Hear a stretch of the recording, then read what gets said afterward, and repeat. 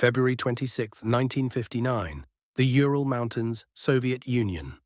A search party discovers a tent on a remote mountainside. It's been ripped open from the inside. Boots, supplies, and warm clothing are still inside. But the 9 experienced hikers who pitched this tent are nowhere to be found. When searchers follow the footprints in the snow, they find something that makes no sense. The tracks show the hikers were barefoot, or wearing only socks, in -30-degree weather, and they were running.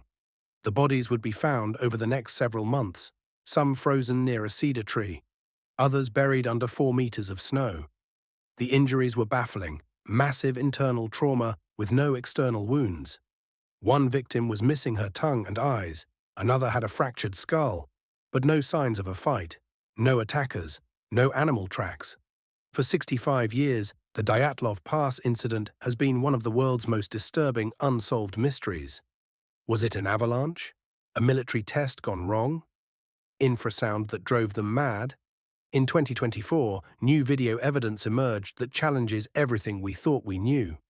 And the more scientists study this case, the more questions they uncover. This is the story of 9 people who should never have died, and the mystery that still refuses to be solved. To understand what happened on that mountain, we need to know who these people were, because this wasn't a group of reckless amateurs. Igor Dyatlov was 23 years old and a 5th-year engineering student at Ural Polytechnic Institute. He'd organized the expedition as part of a certification for the highest level of Soviet mountaineering qualification.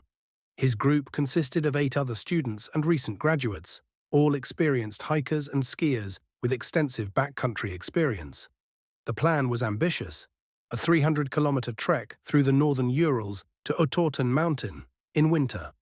But for this group, it was well within their capabilities. They set out on January 27, 1959, from Vizhai, the last inhabited settlement. The first days went smoothly. Dyatlov kept a detailed journal. They took photographs. Spirits were high. On January 28, one member, Yuri Yudin, turned back due to illness. He would be the only survivor. Later, he would describe the group as confident, well-prepared, and in good spirits. Nothing seemed wrong. By January 31st, they'd reached the highland area. They were now in the true wilderness. No settlements, no people, just snow and mountains. The next day, February 1st, they began ascending the slopes of Kholat Syakhl, a mountain whose name translates from the local Mansi language as Dead Mountain. Their plan was to cross over the pass and set up camp on the other side. But weather worsened. Visibility dropped. At some point, we now know from Dyatlov's journal, they made a decision that would prove fatal. Rather than turn back, they decided to camp on the slope itself. That night, something happened that made 9 experienced mountaineers cut their way out of their tent and flee into the darkness, in sub-zero temperatures, without proper clothing. And then they died. When the group failed to return to Vijay by February 12th as planned, concern grew. But initially, authorities weren't alarmed. Delays were common in winter expeditions. It wasn't until February 20th that a search and rescue operation was launched. On February 26th, searchers found the tent on the slope of Kholat Syakhl, and immediately nothing made sense. The tent had been cut open from the inside. Not carefully, these were desperate, violent slashes. But here's what was strange. The tent itself was still partially standing. It hadn't collapsed. Whatever made them flee, it wasn't a structural failure. Inside, boots, warm clothing, cameras, journals, food, everything you'd need to survive. Left behind. The footprints told a disturbing story. 8 or 9 sets of tracks, leading downhill toward a forest about 1.5 kilometers away. Some were barefoot, some wore only socks. 1 or 2 appeared to be wearing only 1 boot. At the forest edge, searchers found the first 2 bodies, Yuri Krivonishenko and Yuri Doroshenko. They were under a large cedar tree, dressed only in underwear. Between them, the charred remains of a small fire. Branches above showed signs of being broken. Someone had climbed the tree, probably trying to see back to the tent. About 300 meters back toward the tent, 3 more bodies were discovered. Dyatlov, Zinaida Kolmogorova, and Rustem Slobodin. They appeared to have been trying to return to the tent. All showed signs of hypothermia. Slobodin had a small skull fracture, but not enough to be immediately fatal. Then the search stalled. 2 months passed. Snow began to melt. In May, the final 4 bodies were found in a ravine about 75 meters from the cedar tree. And this is where things get truly disturbing. The first 5 bodies showed injuries consistent with hypothermia and minor trauma from falling or stumbling in the dark. Tragic, but explainable. The ravine 4. That's different. Lyudmila Dubinina, massive chest fractures, ribs broken, heart hemorrhaged, missing her tongue, eyes, and part of her facial tissue. No external wounds. Semyon Zolotaryov, 5 broken ribs, chest hemorrhage. A camera was found around his neck. Nikolai Thibault Brignol, severe skull fracture, so bad the medical examiner noted it would require significant force. Alexander Kolevatov, similar chest trauma, though less severe. The medical examiner, Boris Vozrojdeny, made a statement that would fuel conspiracy theories for decades. The injuries were consistent with a severe impact, like being hit by a car. But there was no car, no external wounds, no sign of a fight or attack. Here's what makes this truly strange. The force required to cause these injuries would be immense. We're talking about rib cages crushed from the inside out. Vozrojdeny noted that no external soft tissue damage existed. No bruising on the skin, no cuts. How do you get massive internal trauma with zero external evidence? And then there's Dubinina. Her tongue and eyes were missing. The initial report suggested they'd been removed, but no cuts, no blood. Later analysis suggested decomposition and scavenging animals. She was found face down in a stream. But the symbolism haunted investigators. One more detail that can't be ignored. Several pieces of clothing from the ravine victims showed elevated radiation levels. Not lethal amounts, but detectable, enough to note in the official reports. The Soviet investigation concluded in May 1959 with a statement that has to be one of the strangest in forensic history. The group died from a compelling natural force which they were unable to overcome. What force? They didn't say. The case was closed. The files were sealed. The area was declared off-limits for 3 years. For decades, the Dyatlov Pass incident remained a mystery known mostly to Soviet mountaineers and conspiracy theorists. Until the internet age, when the case exploded into global awareness. Over the years, dozens of theories have been proposed. Let's examine the most credible ones, starting with the one scientists have most recently supported. Avalanche. In January 2021, a team of scientists from Switzerland and Russia published a study in Nature Communications that used computer modeling to show a delayed slab avalanche could have hit the tent. Their argument, a specific type of rare avalanche, not the kind that buries you, but a hard slab that strikes with sudden force, could have hit the tent hours after they set up camp. This would explain why they cut the tent from inside, trapped, panicked, the internal trauma with no external wounds, blunt force from snow slab, why some injuries are severe and others aren't, uneven force distribution. The model showed that even a relatively small avalanche on that specific slope angle could generate enough force to cause the chest injuries found on the ravine victims. Sounds plausible, right? Case closed, not so fast. Here's where it breaks apart, and here's the biggest problem. The 2024 evidence. In August 2024, a new study with video evidence from winter expeditions in 2021 was published.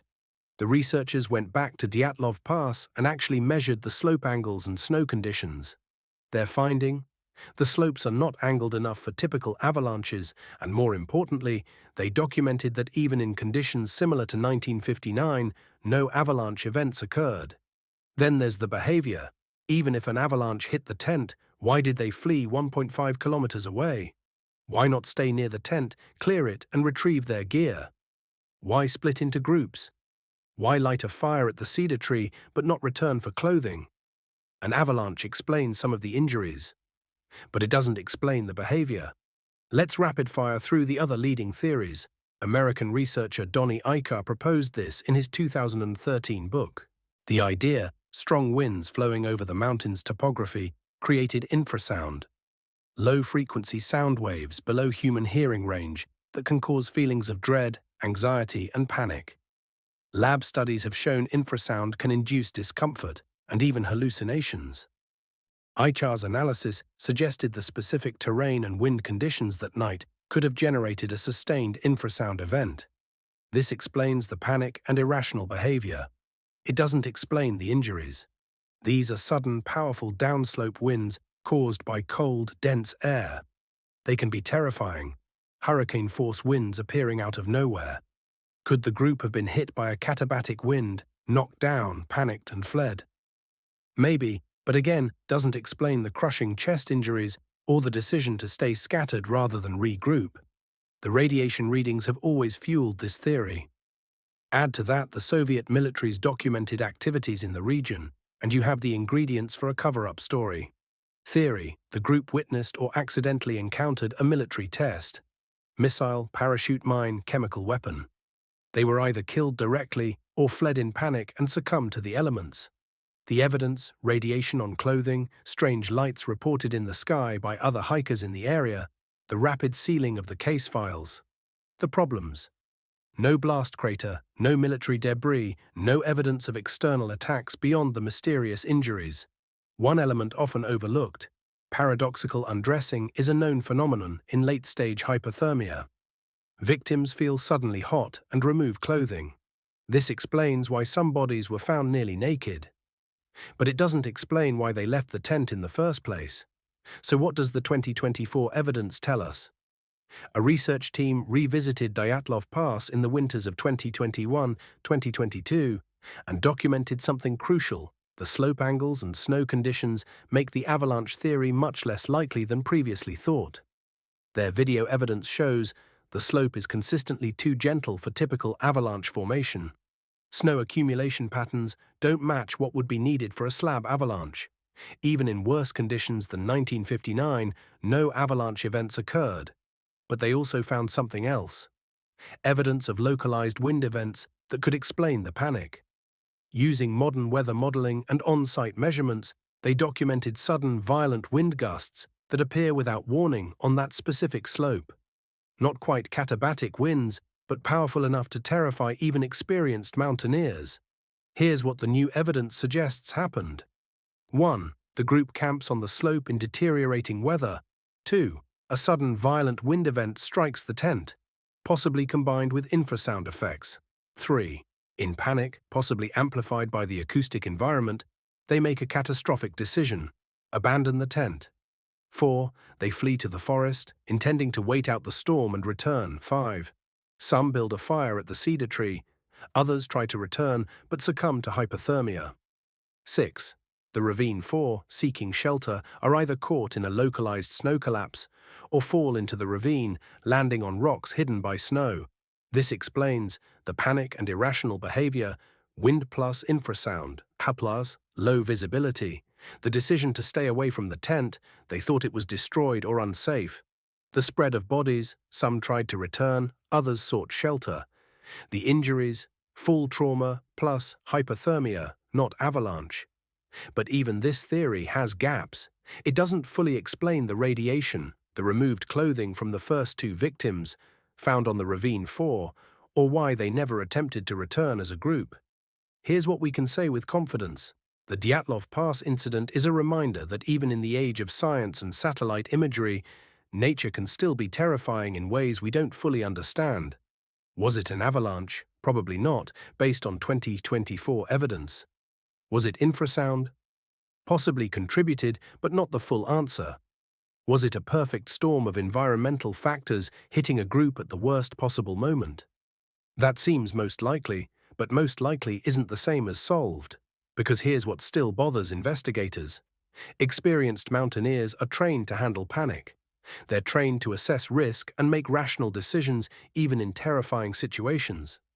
Something on that mountain was so overwhelming, so immediately threatening, that 9 people with thousands of hours of backcountry experience made a decision that killed them all. And we still don't know what it was. The Dyatlov Pass incident remains one of the most analyzed unsolved mysteries in modern history. Over 100 theories have been proposed, multiple scientific studies conducted. Expeditions continue to this day. And yet, 67 years later, we still can't say with certainty what happened on Dead Mountain. Maybe that's what makes it so haunting. It's not a whodunit. There's no killer, no attack, no malice. It's a question of what? What was so terrifying that it made rational people run to their deaths? If you want to go deeper on this case, I'll put links to the 2024 study, the original investigation files, and the Dyatlov Pass Foundation in the description. Thanks for listening to Distilled Podcast. If you found this compelling, subscribe for more deep dives into history's greatest mysteries. Until next time, stay curious, stay skeptical, and maybe stay off Dead Mountain. Add more specific technical details on avalanche physics if needed. Consider expanding the infrasound section with experimental data. Possible addition: interview quotes from surviving family members or investigators. Check if any 2025-2026 updates exist beyond the 2024 study.